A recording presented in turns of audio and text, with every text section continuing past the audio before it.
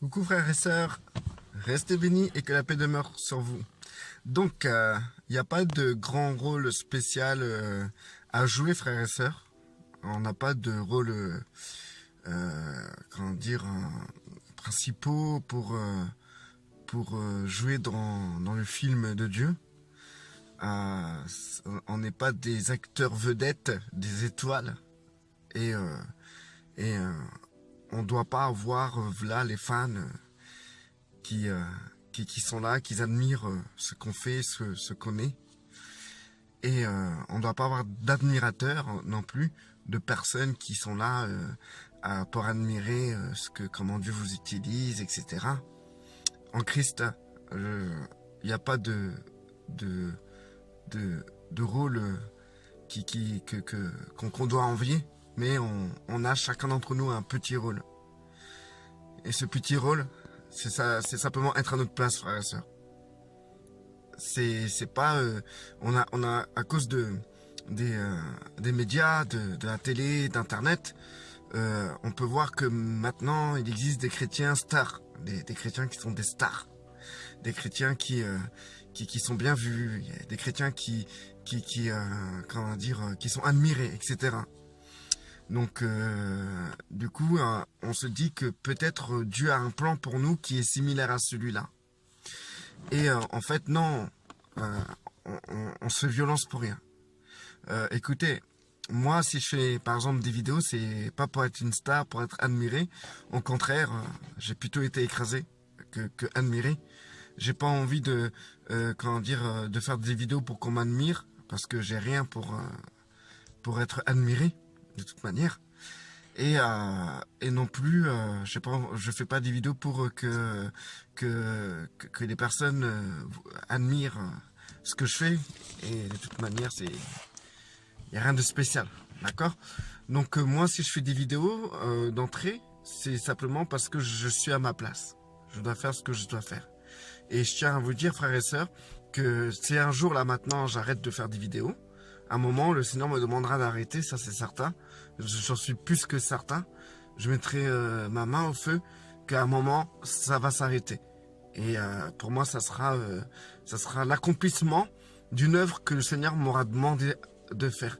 Et ça aura pas été la plus facile des œuvres que le Seigneur m'a demandé de faire.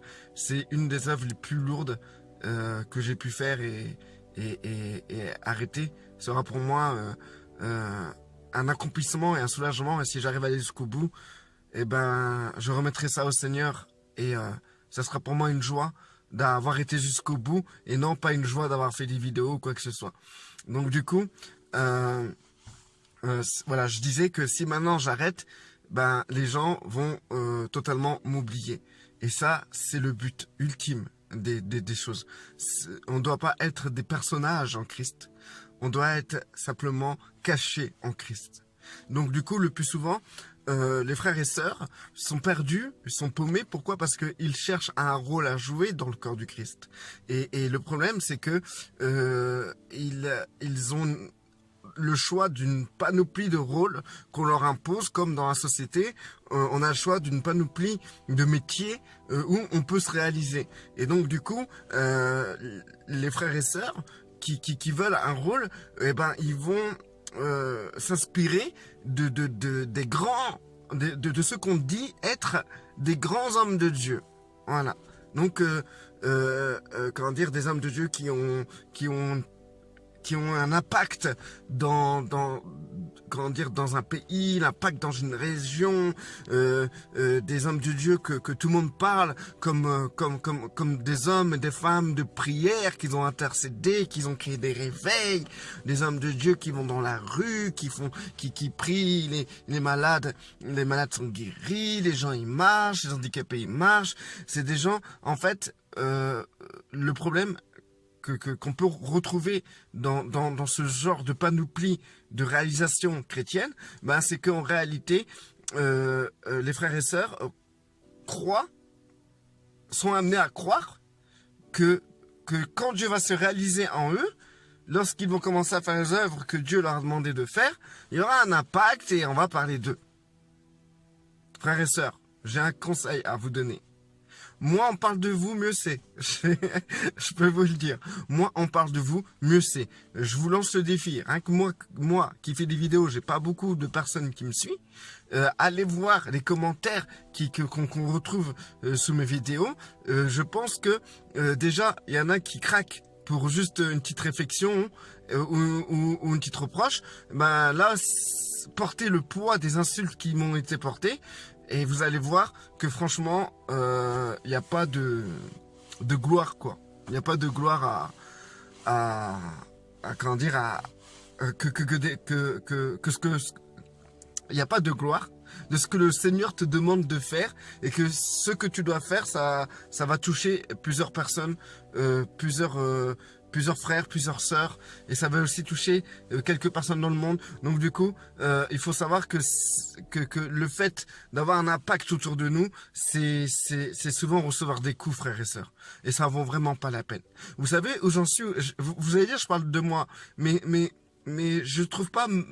Je trouverai pas un meilleur exemple que parler de moi, en fait, frère et sœur, sur ce sujet.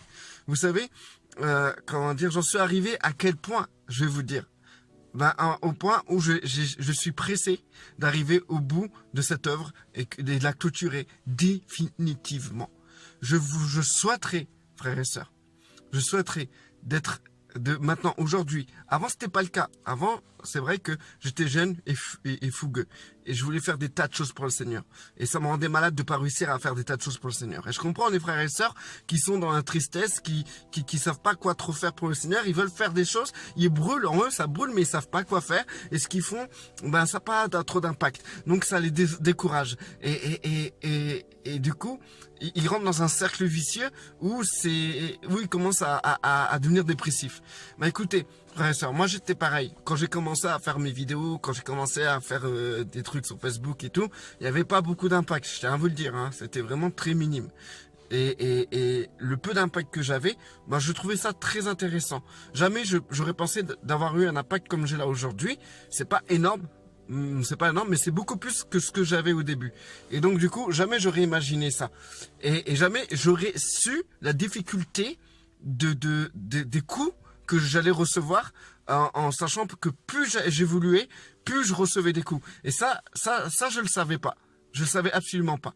Et aujourd'hui, eh ben, c'est tout le contraire. Je n'ai plus envie d'avoir d'impact sur les gens. J'ai plus du tout envie. Et j'ai plus du tout envie d'apporter quelque chose pour une autre personne. J'ai plutôt envie maintenant de me cacher en Christ et de faire ma petite vie tranquille, d'être bien, que le Seigneur me donne des œuvres, que ne serait-ce dire juste une seule phrase à un frère au téléphone, une petite œuvre de rien du tout. Même si, comment dire, eh ben franchement ça me suffirait, frères et sœurs, aujourd'hui. C'est ce que j'aimerais. La tranquillité, en fait.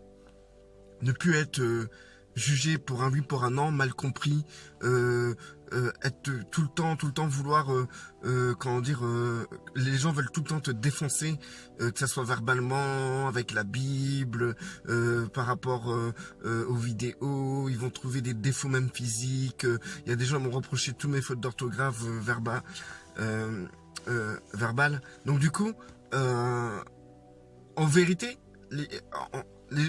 comment dire, les personnes diront mais t'as appris des choses, t'as grandi grâce à ça, et je tiens à vous dire, eh ben, j'aurais préféré, frères et sœurs, ne jamais vivre ça et rester dans mon petit coin tranquille et profiter de chaque jour, de mes petites journées suffit leur peine, quoi, en fait, tranquille. Et ben franchement ça c'est un plaisir. Quand j'étais dans mes débuts et je lisais des tas de livres sur tous les ministères, comment dire, de toutes les dénominations chrétiennes. Je lisais les grands hommes de Dieu baptistes, les grands hommes de Dieu pentecôtistes, les grands hommes de Dieu évangéliques, les grands hommes de Dieu luthériens, dans tous les sens, et des livres j'en ai vraiment dévoré. Et donc du coup, je voulais vraiment absolument vivre ce que ces gens-là vivaient. Je voulais absolument comment dire, avoir leur vie, avoir la même vie qu'eux, comment dire, glorieux, avoir un impact phénoménal, parmi le peuple de Dieu ou dans le monde, etc. C'était vraiment un désir profond en moi. C'était quelque chose de fort en moi. Et j'avais cette espérance d'être comme ça. Bah, aujourd'hui, quelques années plus tard, bah, j'ai plus envie. C'est tout le contraire. J'ai vraiment plus envie. Pourquoi je vous parle de ça, frères et sœurs? C'est pas que je suis là pour me plaindre, dire non. Aujourd'hui, je n'ai plus à rougir de ce que je fais ou de ce que je dis. J'ai fait mes preuves, vous m'avez vu évoluer, j'ai tout le temps été transparent, donc j'ai aucune preuve à vous fournir ou quoi que ce soit. Je suis moi-même et franchement, ça se paye d'être soi-même. Ça a un prix et je l'ai payé, d'accord? Donc du coup, pourquoi je vous parle de ça, frères et sœurs? C'est tout simplement que je remarque pourquoi beaucoup de frères et de sœurs sont dans la tristesse. C'est parce que ils ont un désir ardent de faire des choses pour le Seigneur. Ils veulent faire des choses, mais il n'y a rien qui souffre à eux. Il y a des gens, ils veulent prêcher et on leur laisse pas la parole dans leur église. Il y a des gens, ils ont quelque chose dans leur cœur qui est fort et ils veulent l'exprimer d'une manière ou d'une autre. Et ils savent pas comment faire la chose là. Ils vouent leur vie à Christ, mais ils savent pas comment le servir. Et ça, c'est affreux, frères et sœurs. C'est traumatisant de vivre des choses pareilles. Et donc, en plus de ça, si ces frères et sœurs ont cette espérance que j'avais dans mes débuts de vouloir avoir un impact dans le monde chrétien, dans le monde, etc., en lisant à cause des... Désolé frères et sœurs, la vidéo a coupé. Et franchement, comme je vous ai dit, vous avez vu, je m'applique absolument pas à faire des trucs pour vraiment avoir des vues ou des abonnés ou quoi que ce soit. Je m'en fous. Et moi, j'en ai, plus c'est mieux. Et je tiens à vous dire, c'est une tranquillité. Donc, je continue. Bah, du fait que maintenant, que les frères et sœurs lisent des livres et voient... ils prennent exemple sur des hommes et des femmes de Dieu qui ont eu un impact dans le monde, dans le monde chrétien et dans le monde tout court. Et aussi le fait, même s'ils lisent pas de livres et qu'ils lisent la Bible, on voit que quand Dieu utilise quelqu'un, c'est impactant, c'est violent, ça agit puissamment, etc. Donc du coup, ces frères et sœurs croient vraiment que Dieu, si Dieu les utilise, ils devront avoir un impact incroyable, comme ils lisent dans la Bible, comme ils lisent dans les livres. Et comme les auteurs des soi-disant hommes de Dieu qui ont écrit ces livres, bah, ils veulent être là, présents, être des femmes, des hommes de prière, des hommes, des femmes d'intercession, des hommes et des femmes qui vont aller dans la rue, retourner les ténèbres pour convertir les âmes, des pasteurs affirmés, des pasteurs qui crient dans les micros, des enseignants, parce qu'il y a des gens ils sont même pas appelés à enseigner la Bible, ils viennent vers vous, ils jouent les enseignants, les profs d'école, hein, mais Dieu ne les a jamais demandé de faire ce genre d'œuvre. Donc du coup, voilà, c'est cette vision d'agir pour Dieu, c'est de faire et de faire et de faire. De faire tout le temps, de faire des choses extraordinaires, de faire des choses qui sont surnaturelles, de faire des choses, de prêcher, de parler, etc. Non, en fait, si vous voulez, frères et sœurs, ne soyez plus tristes parce que vous n'arrivez pas à faire toutes ces choses, ou vous ne pouvez pas faire toutes ces choses, ou vous voulez faire ces choses, mais vous finissez par être dépressif parce que vous sentez en vous que c'est pas trop ça, que vous n'y arrivez pas, etc. Non, frères et sœurs, faut vous détendre maintenant, frère. Et être en Christ, c'est une identité, hein. C'est pas un rôle. Comme je vous ai dit au début de la vidéo, c'est pas un rôle à jouer dans le film passionné de notre Père Céleste et son Fils. Non. Et si vous voulez, frères et sœurs, sachez que la meilleure chose que vous pouvez faire et qui va vous donner la paix, c'est d'apprendre à vous cacher en Christ et d'être le plus discret possible. Et quand le Seigneur vous demandera d'agir, vous agirez. Ça sera peut-être infime, mais cet infime-là, c'est énorme pour le Seigneur. C'est beaucoup pour le Seigneur. Aujourd'hui, on rêve d'être une star dans le monde évangélique, qu'en réalité, Christ, quand il est venu, il a été comme un chien. Il a été traité comme moins que rien. C'était quelqu'un qui en détournait le regard. Il a été crucifié, il est mort. Voilà, voilà ton appel. Tu dois mourir sur une croix. C'est pas glorieux quand même, hein, sérieux. Mais c'était peut-être, à la vue des hommes, c'était très infime cette chose-là. Ça l'a pas rendu très glorieux en ce moment-là. Mais par contre, aux yeux du Père, c'était la plus belle chose qu'un homme sur terre pouvait accomplir. Son obéissance jusqu'à la mort. De vivre de vivre la torture sous la violence des hommes, les regards détournés, le jugement et la mort pour le Père. Et vous savez, frères et sœurs, Dieu ne nous demande pas d'aller jusqu'à la mort parce qu'il a déjà donné son Fils, il n'a pas besoin de vous faire mourir comme ça. Mais par contre, il y a des gens qui sont appelés à être martyrs. Ces gens-là sont préparés dans leur cœur. Donc il n'y a pas de souci. Mais quelle gloire d'être martyr en vue humaine par rapport à ce que vous voulez accomplir dans les rues, évangéliser et faire des églises, être des prophètes renommés, des prophètes des nations, être des intercesseurs très puissants, des hommes et des femmes de prière. Qu'est-ce que ça a de valeur d'être un simple martyr? Ça n'a pas beaucoup de valeur en fait. Comparé à tout ça, aux yeux humains, ça n'a pas beaucoup de valeur d'avoir un appel de martyr. C'est en fait, l'appel de martyr, c'est quoi? Tu acceptes Christ, tu es en Christ, tu crèves en Christ. Voilà, on te crève. Voilà, c'est ça. Voilà, bravo. Quelle gloire. Quelle gloire. Aux yeux du Père, c'est une gloire immense. Aux yeux des hommes, ah bah non. Être martyr, s'il te plaît, Seigneur. Fais-moi de moi le prophète des nations. Fais que quand je vais quelque part, je prophétise sur les gens, ils sont bouche bée, ils voient ta gloire, Seigneur. Fais en sorte que je sois cet homme-là, Seigneur. Ah bah non, Seigneur, fais de moi une femme de prière, que toutes les femmes m'envient, et quand elles me voient, elles disent, ah, ça c'est une femme de prière. Ça c'est bien, Seigneur, pour moi. Voilà comment dire, où on en est aujourd'hui. Où on en est aujourd'hui, frères et sœurs.